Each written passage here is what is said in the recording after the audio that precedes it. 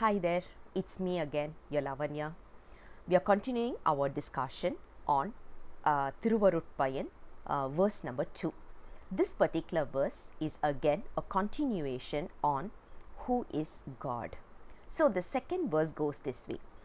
தன்னிலைமை மண்ணுயிர்கள் சார தரும் சக்தி பின்னமிலான் எங்கள் பிரான்.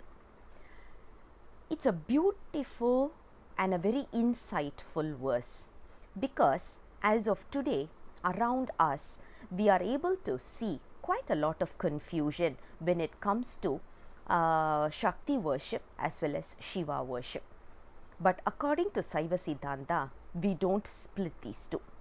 Literally, we cannot split these two. Logically, it doesn't make sense to split these two. The analogy they give for this is very simple. You look at this sun, right? The sun has got rays. Without sun, we cannot see the rays. We cannot get the rays rather. Without the rays, we won't be able to see the sun. So, which means if you can imagine sun as Shiva and the rays as Shakti, everything is very, very clear now. It's a vivid explanation, isn't it? When you look at it, the moment you talk about Shiva and Shakti, we are not supposed to split these two. If we split, we will not be able to get the full benefit as well. So we need to see these two as in a combined form. That is what Shivalinga is all about. You look at Shivalinga, it is made of Shiva and Shakti. It's a combination because whenever the grace has to be given or the soul has to receive the grace, no other option, we need to go back to Shiva Shakti.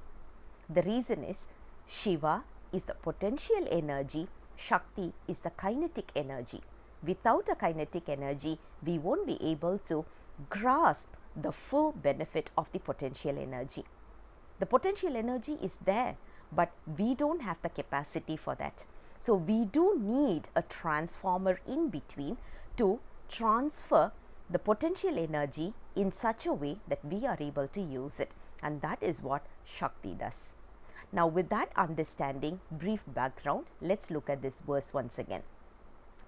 Tannilaiமை மண்ணுயிர்கள், which means whatever is the quality, characteristic, attribute of Shiva, he is so graceful that he wants to give these qualities to the lives around like whatever we are seeing, like us. He wants to give these qualities to the souls. So what he does is, in order to give the pleasure, give the omnipresent, omnipotence kind of characteristic, not only that, to give the ever blissful state without any turmoil, without any kind of sorrow that we are going through right now, none of the grief that we are going through right now. He wants to give us ever happiness. Now, in order to give this happiness, what is more important is he needs to be with his consort, Shakti, so that lives can start realizing the benefit, can start reaping the benefit. That is what today's verse is talking about. There's a lot of classification in this concept of Shakti, which is called as Para Shakti. Then it becomes one portion of it, 100,000. If you split that into 100,000, and one portion of that becomes Tirodhana Shakti, which we have seen in our Unmai Vilakkam. And then one portion of that becomes Icha Shakti. Icha Shakti becomes Jnana Shakti. Jnana Shakti is transformed, as in one portion of that becomes Kriya Shakti. So this is how the Shakti format is created. So let's not get into those details because those are part of Sivanyana Siddhiyar, another holy text. When we are discussing that, we will go through it. But right now, what is more important for us is to have a clarity about what is Lord Shiva's function. He is with his consort Shakti just for one single sake, to give us peace, to give us blissful state, to give us the ever prevailing happiness. That is what he is also, his wish is also.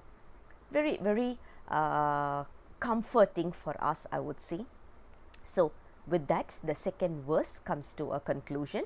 Let's look at the next verse very soon. Until then, bye bye.